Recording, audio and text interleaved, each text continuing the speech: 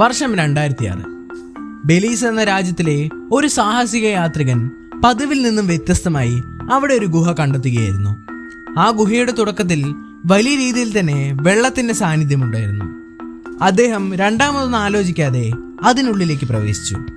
എന്നാൽ അതിനുശേഷം അയാൾ കണ്ടത് തീർത്തും ആരെയും അത്ഭുതപ്പെടുത്തുന്ന ഒന്നായിരുന്നു. എന്നാൽ അവിടെ 9,000-ൽ കൂടുതൽ മനുഷ്യരുടെ അസ്ഥി ഉണ്ടായിരുന്നു.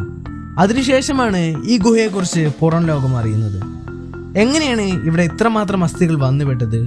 ഈ ഗുഹയുടെ ചരിത്രം എന്തായിരിക്കും? ഇന്ന് ക്രേസിപ്പീഡിയ നിങ്ങളെ കൊണ്ടുപോകുന്നത് ഈ ഗുഹയുടെ രഹസ്യങ്ങളുടെ ചുരുളഴിക്കാനാണ്.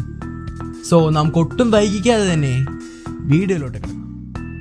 ബെലീസ് എന്ന രാജ്യത്തിലാണ് ഈ നിഗൂഢമായ ഗുഹ സ്ഥിതി ചെയ്യുന്നത്. ഈ ഗുഹയിലേക്ക് നാം കടക്കുമ്പോൾ ചെറിയ രീതിയിൽ വെള്ളത്തിന്റെ സാന്നിധ്യം നമുക്കിന്ന് കാണാൻ സാധിക്കും. അതിനുശേഷമായിരിക്കും നമുക്ക് ഈ അസ്ഥി കൂമ്പാരം കാണാൻ സാധിക്കുക. ആർക്കിയോളജിസ്റ്റുകൾ ഈ സ്ഥലത്തെക്കുറിച്ച് കൂടുതൽ റിസർച്ച് ചെയ്തപ്പോൾ അറിയാൻ സാധിച്ചത് ഈ അസ്ഥികൂടങ്ങൾ ഭൂരിഭാഗവും 14 വയസ്സിൽ താഴെയുള്ള കുട്ടികളുടേതാണ്. 118 മനുഷ്യരുടെ അസ്ഥികളാണ് അവിടെ നിന്ന് ലഭിച്ചത്. നൂറ്റാണ്ടുകളുടെ പഴക്കമുണ്ട് ഈ അസ്ഥികൾക്ക്. നമ്മളുടെ എല്ലാവരുടെയും മനസ്സിൽ വരാനുള്ള ഒരു ചോദ്യമായിരിക്കും, എങ്ങനെയായിരിക്കും ഇത്രമാത്രം അസ്ഥികൾ അവിടെ വന്നുപെട്ടത്? എങ്കിൽ നമുക്ക് നോക്കാം ഈ അസ്ഥികൾ എങ്ങനെയായിരിക്കും അവിടെ വന്നത്. ഇത് നടന്നത് AD 250 കാലഘട്ടത്തിലാണ് എന്ന് പറയപ്പെടുന്നു.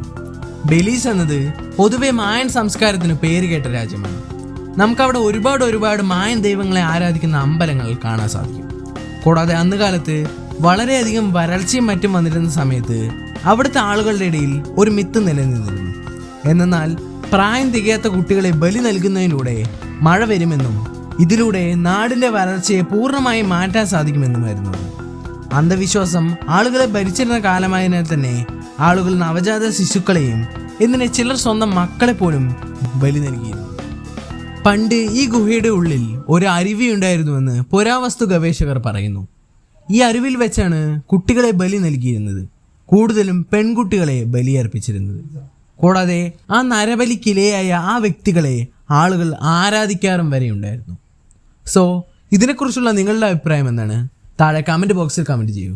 വീഡിയോ ഇഷ്ടപ്പെട്ടാൽ ലൈക്ക് ചെയ്ത് ചാനൽ കൂടി ഒന്ന് സബ്സ്ക്രൈബ് ചെയ്തേക്കും.